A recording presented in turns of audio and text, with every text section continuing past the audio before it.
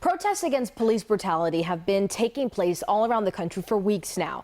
But 5 years ago, it was the unrest here in Baltimore after the death of Freddie Gray making headlines. Author Wes Moore has a new book called 5 Days that explores that difficult chapter through the eyes of 8 different Baltimoreans. Wes tells WJZ each one tells an important story, not just about that moment, but about what we can learn from it. I know the heartache of Baltimore. This is my hometown.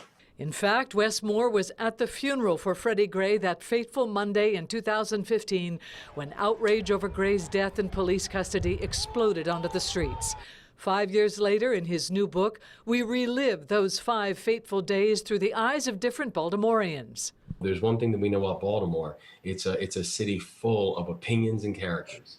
And I started hearing them from all different sides, and then really wanted to dissect it and eventually broke it down to these 8 voices. The Enoch Pratt Library last weekend brought most of those voices together with Wes to talk about the book. Attorney Billy Murphy, a former police major, a public defender, the sister of a victim, and Greg Butler, who during the riots infamously cut the fire hose aimed at a burning CVS. This was a young man who did everything right, everything society asked of him, and ended up, really dodging some horrific circumstances in his childhood.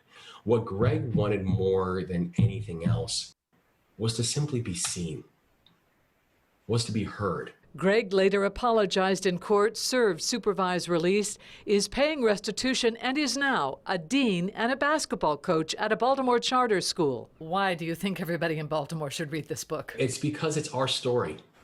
It's our story, and it tells a bigger story. It tells a story of hope and disillusionment. I can guarantee you there is someone, no matter who you are in Baltimore, there is someone in that book that will deeply resonate with you. And there is also probably someone in that book who you will deeply disagree with. But that's us. That is us, and you will see us in this book. Now, Wes is also CEO of the top poverty-fighting Robin Hood Foundation. The book is co-written by Baltimore journalist Erica Green, who's now at the New York Times. I'm not a book critic, but I'll tell you something. I do think everyone in Baltimore should read this book. Well, You'll really be enlightened. I look forward to reading it. I might loan it to you. Thank you, Denise.